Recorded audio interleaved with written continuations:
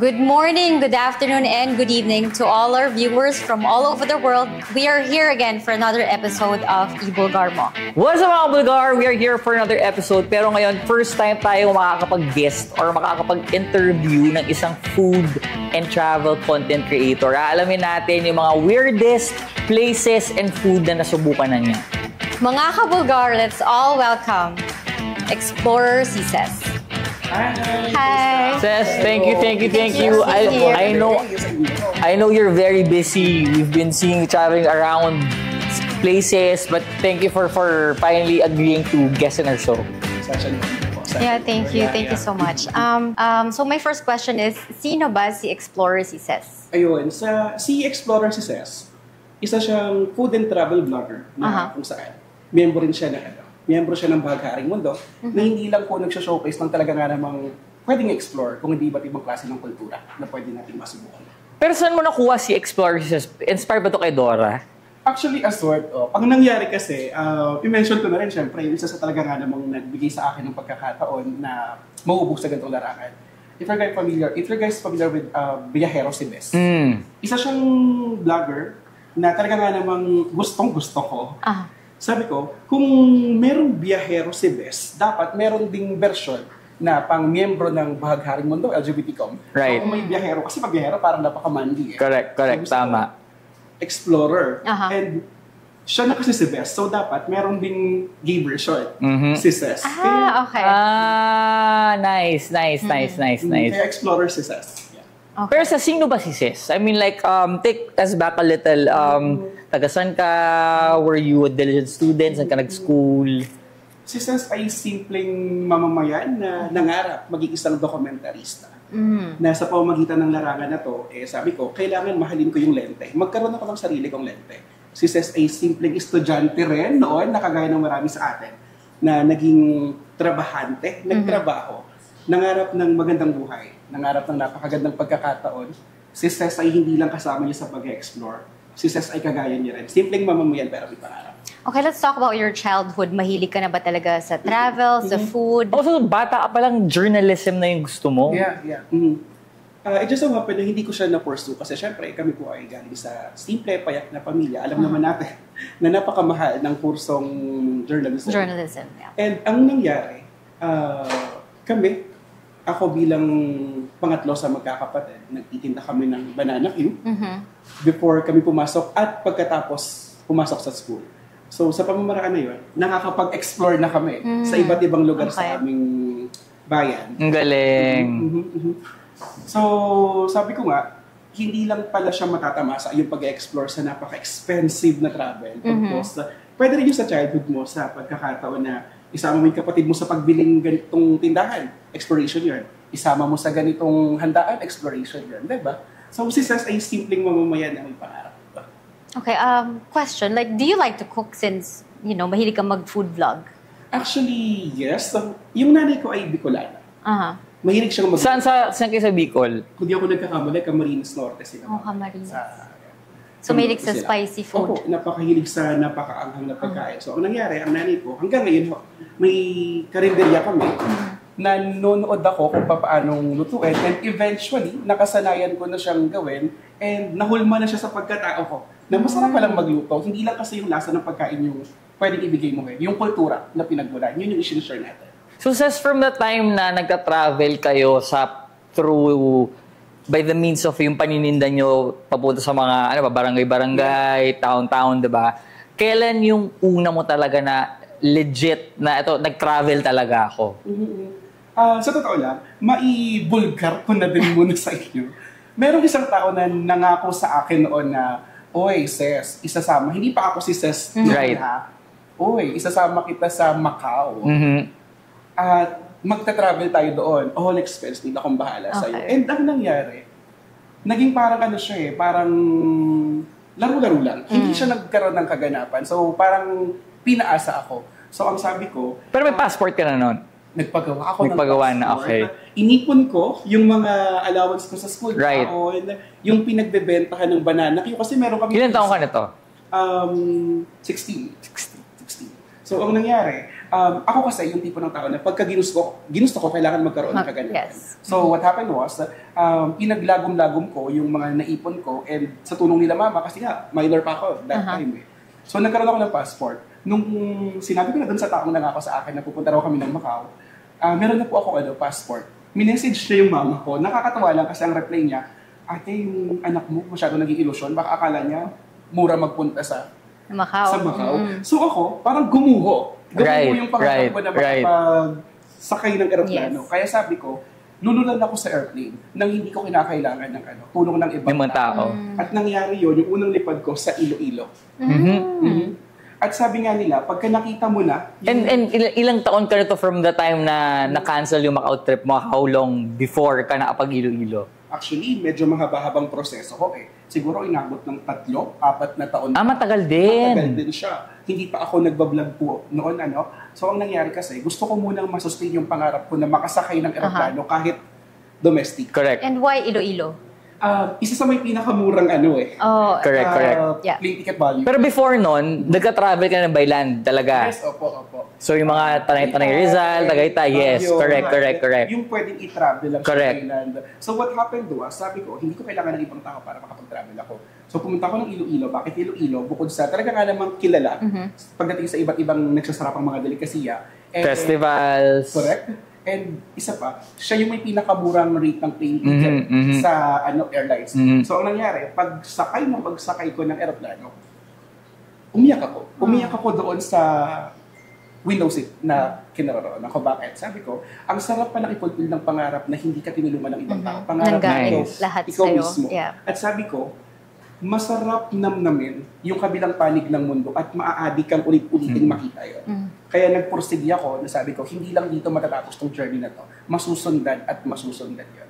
Good. At least naging stepping stone na para So, from the time na nakapag-finally Iloilo, ano yung ginawa mo doon? Ayun. Tinikman ko yung kanilang pamosong tinatawag na, kung di ako nagkakamali, yung batirol o yung chocolate. Yung hot chocolate na mabibili siya. Baka i-mention yung kanyang pangalan. Yung Mudge Cafe.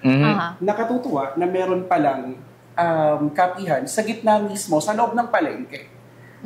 And marami akong nakitang nagvi-video. Sabi ko, ang sarap tignan ng mga nag-document ng isang mga pasyalan. Nakakatuwa tignan yung mga tao na kinakausap yung lente ng camera na para bang konektado sila sa milyon-milyong katao. Isa yun sa nag-inspira din sa akin na pwede kong pasukin to, lalo na kung mahal ka ng lente at mahal mo yung ginagawa mo. So, nung nasa Iloilo ako, sabi ko, hindi lang ako dapat mag-fulfill ng pangarap ko. Kailangan ko din i-share sa mga naging kagaya ko yung journey nila. Says, before ka mag-Iloilo, so you said nga, Tagaytay, Baguio, were you also documenting those places already? Yes. Ano to? Pictures? Videos? Video. Tapos, ano to? For your own consumption only or pinopost mo na rin siya? Pinopost ko po siya. Hindi ko alam na papatok sa madla. Papatok siya sa madla. Pero like, vlog na siya. Vlog na siya. Nakuha ko naman yung pamamaraan. Nung pandemic season kasi, walang mapaglibangan yung mga tao. Tama. Voice over sila. So, yung unang-una kong na-document, kung di ako nagkakamali, yung papunta sa Baguio. Na right. Yung DIY na mas murang paraan kung paano ka makakapunta ng Baguio. So, what happened was, when I wake up, trending yung video. Ang dami niyang views. Sabi ko nakakatuwa, ito paling hanap ng mga tao. Hindi lang basta magandang pasyalan, dapat affordable din. Dapat afford ng masa. Okay. So, doon na talaga nag-start si Explore. Yes. Okay, Nung got it. Start ako doon sa Baguio exploration ko, sabi ko kailangan magkaroon pa ng susunod na kabanata. Magkaroon pa ng hahanapin yung mga tao. Saan pa nga ba pwedeng magpunta? Saan sila pwedeng makatipid pa? So doon talaga nag-start yung journey sa Baguio trip ko. Sa Baguio. And then what did you do there sa Baguio? So ang nangyari, nag-DIY trip kami kasama ng kaibigan ko. Inalam ko yung presyo ng pamasahe. Anong sinakyan niyo? Victory Liner, yung ordinary na hindi nag-record. Hindi pa to yung, di ba kasi may uso ngayon na parang di ba, yung airplane na merong sarili kang di ba? Meron pa yung sleeping kineme. Correct. So yung, kung di ako nagkakamali, nasa 611 or 581 ang pamasahe nun. Dinocument ko kung paano bibili ng ticket, anong oras, saan ka bababa, at ano yung mga attraction. And believe it or not, pagkatapos ko magpunta sa Baguio, after 2 hours, uuwi na ako. Kasi yung pakay ko talaga, maipakita lang kung paano pumunta. At saan sila pwedeng magpunta. Kasi excited ako, maghanap pa, kinabukasan ng ano pa yung pwedeng i-explore. Kaya sabi ko ako, kung nagagawa ko mag-explore sa Baguio ng para lang ginawa ko siyang monumento. Ilan taon ka niyan? 25 or 24, hindi ako nagkakataon. Nagtatrabaho ka na? Opo. Sa events industry. Yes. So yun, sabi ko, kailangan magkaroon pa ng panibagong kabanata yung inaabangan ng mga tao. Hindi lang siya dapat napuputol. Correct. So aside from like your travel content, yung food content mo, ano yung mga naisasama mo doon? Like when you travel, like how do you do it? Well, actually, aside from the taste of a certain product, I really have to show the people kung paano ba siya na isasagawa. Hindi lang basta lasa eh. Gusto ko yung kultura sa likod ng mga pagkain na yun. Kasi madaling sabihin na masarap yung isang pagkain, pero mahirap panindigan kung paano yung isang produktong nakakapagpantig sa atin, ano nga ba yung talagang pinagmulan. Gusto kong ipamulat sa mga tao na sa kabila ng sarap na pagkain, merong isang tao na talaga nga namang nag-exert ng effort para maipakita sa atin yun. Hindi lang basta sarap ng pagkain kung hindi kultura din at pananaw. Okay. So everything needs to be correlated. Yes. So parang I read from somewhere, para daw to really know a certain place, ang mga kailangan mo na puntahan yung market. Totoo yan. Di ba? Ano ba yung market, yung city hall nila. May mga certain places ka na, So, by far, ano yung weirdest place na napuntahan mo and experience mo sa lugar? Okay. Unahin ko na siguro yung international experience. Noong unang beses na lumipad ako papunta ng Thailand, so gusto ko ma-explore yung lugar, hindi ako sumakay ng tuk-tuk na tinatawag nila. So nag-book ako ng grab bike. Bumaba ako sa isang napakagandang establishmento na mangha ako eh. So picture-picture ako doon, nagawa ako ng dokumentaryo. Ngayon, tinanong ako nung sinakyan ko, parang sa Tagalog, sabi niya sa akin, bakit ka namangha dyan? Sabi ko, natuwa ako sa pasyalan nyo. No, that's a cemetery. Cemetery pala siya. Deya, kasi yung mga parang pyramid-ish na nila, tomb siya. Oo, correct. I remember kasi similar siya with Cambodia. Akala ko rin parang mga designs, apparently tomb pala siya. Tapos, pumasok ako sa loob, out of curiosity. Pumasok talaga ako sa loob, in-explore ko. Sabi ko ay mga picture siguro ng mga na to, mga masusugid na bayani nila, so may insenso. Tapos, may isang monghe, hinawakan ako, parang sabi niya, nakikiramay ako. Tapos sabi ko bakit siya nakikiramay? Tapos nag-iinsenso na sila doon. Nilapitan ako ng grab bike rider. Sabi niya sa akin, that's a cemetery. Sabi ko, oh my God, nakakalimutan ako ng mga tao. Ginawa ko, may isang kumpol ng mga tao doon, nakisali ako sa pagmumorn nila. Nakiramay ako. Para lang ma-blend. Hindi ko matapos yung seremonya nila, sabi ko, Diyos ko, ano ba itong in-explore mo? Tapos nung natapos na sila, parang may seremonya pa yata. Sabi ko, I'm good, parang okay na ako sa pakikiramay ko. Parang sabi ko naman sa kanya, bon voyage.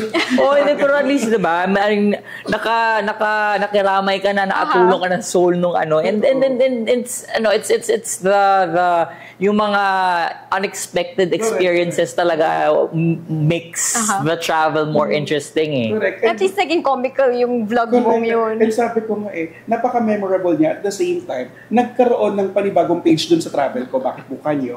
Dahil nalaman ko yung kultura ng paglilibing natin mga Pinoy, iba sa kultura ng mga Thai people. So sabi ko nga, hindi lang to basta aksidenteng nangyari nagbigay din to ng sa akin, ng kaalaman para mabatid kung paano nga ba sinasagawa yung ganung kultura kumpara sa Meta. Meron din akong gustong journalist parang si Cara David. Yan nga talaga, gusto ko yung pag the way nga lusungin yung mga... Nasubukan mo ba na yung mga ganong... May na-try ka na bang ever na napuntahan na nung lumusong ka, kumain ka ng weird na... Ang nangyari kasi, ako, sabi ko nga, hindi lang dapat nakakatuwa, hindi lang basta nakakaantig, dapat alam din ng mga tao kung paano magiging kagilala-gilala. So, pinagmula ng bagay na yon. So, ako po, kahit hindi ko siya dinodokumento sa pamamagitan ng lente, pinupuntahan ko on my own. Kagaya ng Smoky Mountain, yung Pagpag, kung familiar po kayo doon. Yung isa sa hindi ko makakalimutan. Sinubukan mo kumain na Pagpag? Hindi naman. Hindi ko nasubukan. Okay, akala ko. Ano yun? Yung Pagpag.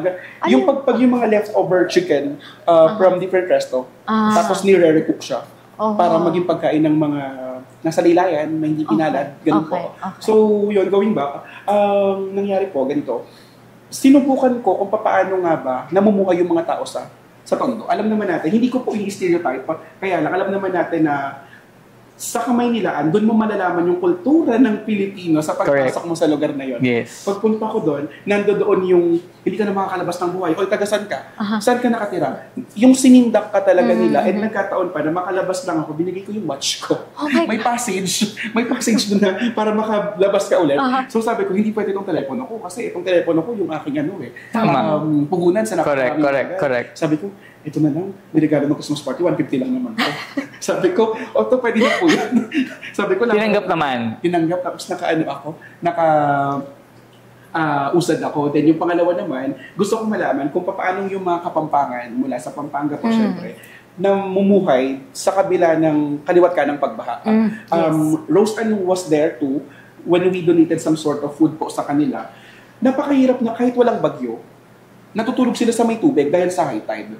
Kasi yung partner ko, nakatira din po doon. Sinubukan kong manirahan ng isang buwan kung paano maranasan yung buhay nila. At masasabi ko na na hindi lang basta kailangan i-fit mo yung paa mo sa sapatos na meron sila. Ihiga mo yung sarili mo sa kama na meron sila para malaman mo yung paraan ba ng paghimlay nila kaparehas kung paano tayo gigising sa umaga. Napaka-challenging nun kasi maraming learnings, maraming memories, and at the same time, maisasabuhay mo kung paano ma-share sa mga tao na hindi pa nakakaranas. Tsaka mas ma-appreciate mo talaga yung meron kayo pag ganun ka sa sitwasyon na parang kasi most of us, 'di ba, parang akala natin yung bahay natin minsan you share your room with your siblings or with your parents, pero buti nga may kwarto kayo, while others yung isang kwarto yun na yung bahay, kitchen and bathroom nila, 'di ba? So these are really experience very humbling na natututan yung lahat. So Ces, what's the biggest challenge that you have faced when you were starting out?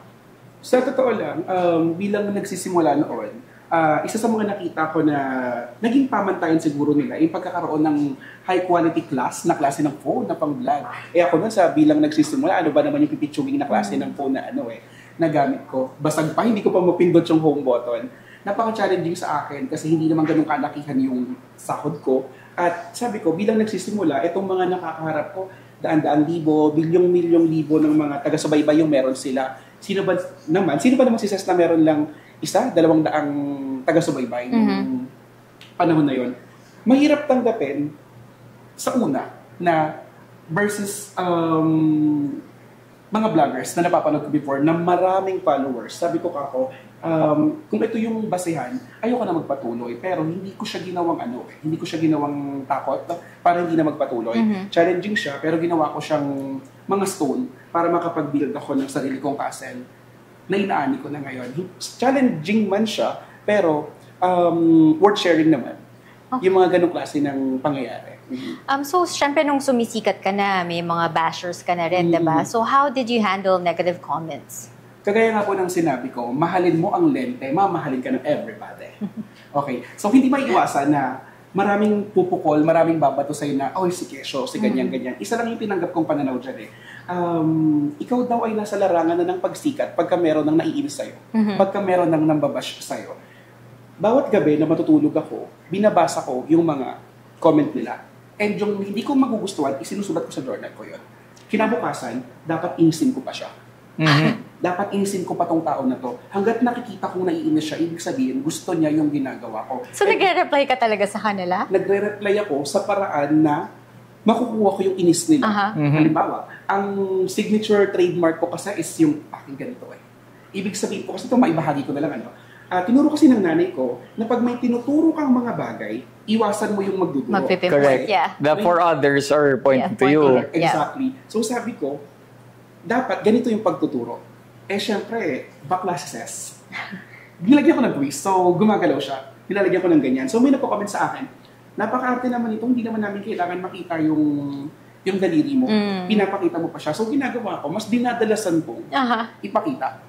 So sabi ko sa 0.001 na porsyento ng naiinis sa akin, merong 99.99% na natutuwa sa ginagawa ko. So eventually, nako-convert yung basher ko to masugid na follower. So sa akin, ginagawa kong weapon, yung inis ng mga basher sa pamamagitan ng improvement, ipakita yung mga dapat pa nilang pakita or kaiinisan nila. Kasi para sa akin, di ba sabi nga nila, the more you hate, the more you love. So, ibig sabihin, hanggat binabash nila, Tama.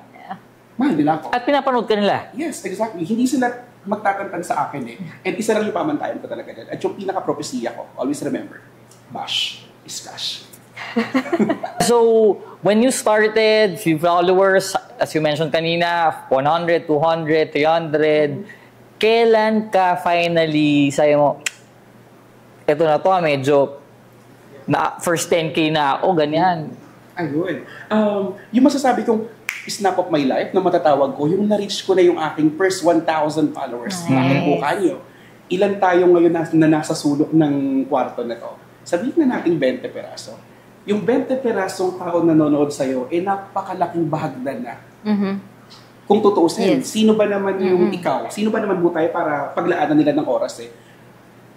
Nung nakamit ko yung 1,000 followers ko, si Ces gusto nang panoorin ng 1,000 katao. Tama. Na napakahirap bunuin sa panahon na yon. That's true. Na masasabi kong hindi man ganun kataasan, pero may pagmamalaki ko na merong 1,000 nagmamahal sa akin. And yun yung isa sa masasabi kong nagtuloy-tuloy sa pag-angat ng karera ko na hindi man ganun ka-successful pa, pero nararamdaman kong may pag-ungos, may pag-usad, humahakbang siya. Hindi man nakakaakyat pa, pero malapit na. So, I think that's also what's nice is more than the number of followers, na a-achieve mo na ngayon yung gusto mo talaga, which is to travel, di ba? While sharing it to your viewers, di ba? So, since nakilala ka as explorer si Ces, ano yung pinakamagandang na-explore mo out of all? Okay. Isa lang, na-explore ko yung buhay ng pamilya ko. Sa totoo lang, napakaraming bagay, napakaraming lugar, napakaraming pagkain na pwede nating matikman, mabisita. Sa totoo lang, para sa akin, bonus na lang yung mga bagay na yun eh. Pero nung nakita ko yung naging bunga nung pag-explore ko, inilaan ko sa pamilya ko, yun yung masasabi kong the best exploration of my life. Bakit po kanyo? Doon ko nakita na yung ngiti ng ina, yun yung pinaka-the best gift na may susukli mo, hindi lang sa sarili mo para sa kanila. Yung may provide ko, yung hindi namin natatamasa before, isang napakalaking exploration yun. Yung mapuntahan ko, yung mga bagay na minsan ay isulat lang sa tubig, isang napakalaking exploration yun. Yung mabili ko yung unang sasakyan ko, isang napakalaking exploration yun. Nung magkaroon ako ng negosyo, isang napakalaking exploration yun. Sabi ko nga, hindi magkakaroon ng katuparan to kung hindi sa pundasyon ng mga tao sumusuporta sa akin. At the same time, yung pamilya ko. Kaya kung meron akong pinaka-the best na explore, yung buhay ng pamilya ko, mga Ces, alam niyo yan. I like that. Ces, alam nating lahat na hindi madali maging content creator. Number one, sa dami ninyo, yung pag-attract ng followers. Number two, yung pag-edit, yung pag-isip ng content has to be, kung nagsabi, di ba, step by step, kailangan mo i-research, kailangan mo alamin. Do you ever get tired? And when you do, anong ginagawa mo? Sa totoo lang, hindi may iwasan yung mapagod ka. Lahat tayo may karapatang mapagod. Pwede tayong magpahinga, pero huwag kang susuko. Hanggat hindi mo nararating yung rurok ng pangarap mo, wala tayong karapatang mapagod. Hindi may iwasan na dalawin tayo ng, oy, bakit ganito? May patutunguhan pa ba to? May magiging bunga pa ba to? Nasa na ba ako? Lagi mong iisipin na hanggat may isang taong pumapalakpak sa'yo sa entablado, huwag kang titigil sa pagtatanghal. Ako kasi yung tipo na, pag sinimulan ko, kailangan matapos. Pag ginusto ko, kailangan magkaroon ng kaganapan. Una, dapat mahal mo yung ginagawa mo at mamahalin ka ng ginagawa mo. Isipin mo na yung bawat taong naniniwala at mapalakpak sa'yo, sila yung magiging pundasyon mo. Kagaya ko, nung nakaraan lang, parang tinatamad na ako eh. Pero naisip ko, pag tinamad si Ces, papaano na ako sasakay ng eroplano ulit? Papaano ko na makikita yung smile ng nanay ko? Papaano na yung smile ng mga kapatid ko? So lahat tayo may karapatang mapagod. Magpapahinga tayo, pero hindi tayo titigil. Hindi tayo hindi tayo mawawalan ng pag-asa sa pag-abot ng mga pangarap sa pamamagitan ng vlogging na nasimulan natin. Okay, Ces, ano naman yung weirdest food na na-try mo? Ito po, sa kultura natin, kagaya ng nabanggit ko, iba yung kultura at panglasang Pinoy kumpara sa mga banyaga. May share ko lang po sa inyo. Nung nagpunta ako sa United Nations, dito sa atin, sa UN Station, merong isang templo doon ng mga Indian temple na kung saan, ako kasi sabi ko, explorer ako, susubukan ko yung mga hindi dapat. Pumunta ako sa isang templo, ang alam ko magdadasal lang, pero natuwa ako na may mga pakain sa mga Hinduism ba ang tawag kung ano man yung tawag nila. So what happened was, pinapunta ko dun sa parang buffet corner nila. May iba't ibang klase ng... Libre to. Basta papasok ka to... Basta magdadasal ka. Correct. Isalamuha ka sa kanila. Natuwa ako kasi buffet style. Merong mga pagkain na nakalagay doon, tapos surprisingly, minimekos-mekos siya. When we say minimekos-mekos, kinakamay siya. Kinakamay siya. Siguro, yun yung nakagisnan nila sa kultura nila. Correct. Ngayon, merong puting pagkain doon na iniisip ko parang mahablangka, parang ganun yung texture at itsura niya. Nung binigay sa akin, maasim siya. So, kumuha ko ng lahat. Siguro ano yun, mga 14 different delicacy. Kumuha ko, pinuno ko yun. Tapos, hindi naman sa akin sinabi na kailangan ko pala siyang ubusin. Kasi, paparusahan daw ako ng Lord nila.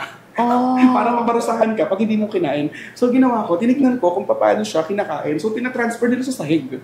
Tinatapon nila ng ganun, pero may plastic siya. Okay. So, pinagsasama-sama nila. Alam mo yung parang ang kumain ng kanin na may sampalok ko. Ganun siya. Galing yung lasa. So, pinaghalo-halo ko siya, tapos out of super takot, pinagsama-sama ko, tapos nilagay ko sa bibig ko, tapos umiinom ako ng tubig na color green. Parang tamarind juice yata nila. So, naubos ko yon, tapos tinanong nila ako, baka gusto kong mag-uwi. Sabi ko, okay lang mo ako. So, ang nangyari pag-uwi ko, na-hospital ako. Kasi hindi naman sa marumi ho yung pagkain. Hindi lang sa sana yung katawan yun. Yes. Nasikmura ko sa tinanggap ko na pagkain. So, nagkaroon ako ng amoebiasis. So, na-hospital ho ako. Pero, ang nakakatuwa, makulay yung pagkain ng mga Indiano. Ang weird lang kasi, ipapasok nila sa bibig mo kahit ayaw mo. Ang weird lang kasi, tayo gumagamit tayo ng mga kubyertos para haluin yung mga pagkain sa kanila. Kamay talaga. Kinakamay. So, ang weird lang sa part na tayo, yung isang pagkain na matitira, magkakahiyaan pa. Pero sa kanila, kailangan paghati-hatian nyo yun. Though weirdo man tignan, panibagong experience pa rin. Nice. Ano yun? Says, kanina, diba na-mention mo when I asked you, tapos sinabi mo sa akin na ang biggest explorer mo is your family. Yeah. How do they support you with your career? Sa totoo lang, si mama ko, siya yung isa sa nagbigay ng napakalaking role sa akin sa papanong paraan. Alam mo yung pag-isip ko sa umaga, nakaredy na yung tripod ko. Yung malaking bagay yun, ha? Kasi pag pagod ka na, tapos ipapack mo, i-unpack mo, ang laking bagay nun. Tapos, si papa ko, ingat ka na galingan mo yung pag-deliver mo ng message. Tapos yung mga kapatid ko, isinashare nila, minimension yung mga kaibigan nila, oy, i-follow nyo to, si ganito, si ganyan. Lalo yung kuya ko na nagtitinda ng siomay din, kada may kakain sa kanya, oy, i-follow nyo to, i-follow nyo si Explorer, si Ces. Very supportive. Yeah. Sobra. Sabi ko nga kako, hindi magkakaroon ng katuparan to, hindi nila ako sinusuportahan. Kaya napakalaking Nasama mo na ba sila sa any of your travels? Opo.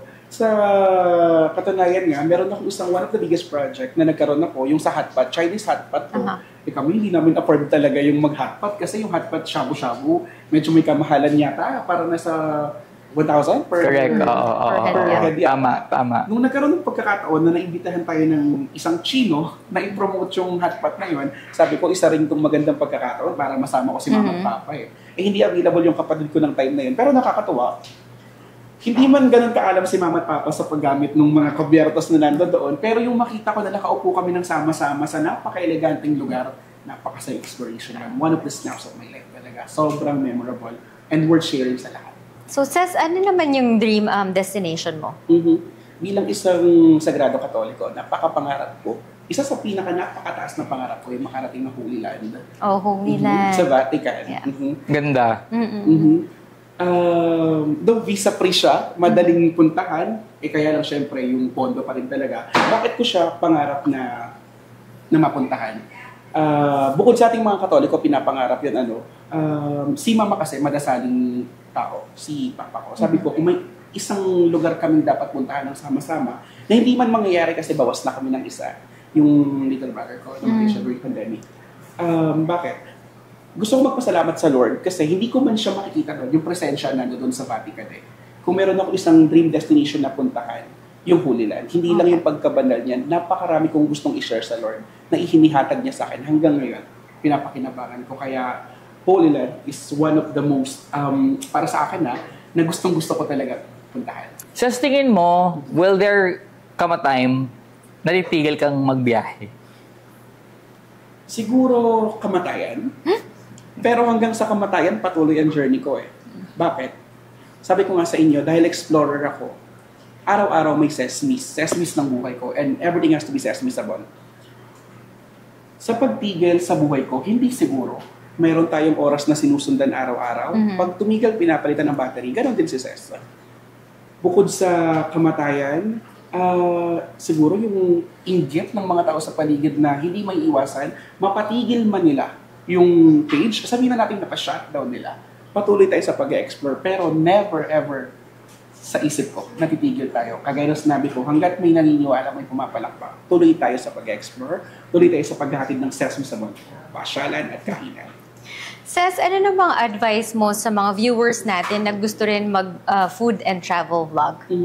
Una sa lahat, wag mong isipin na gusto ko to dahil gusto kong kumita. Pero, doon tayo sa realidad, sa pag-vlog na doon nakita.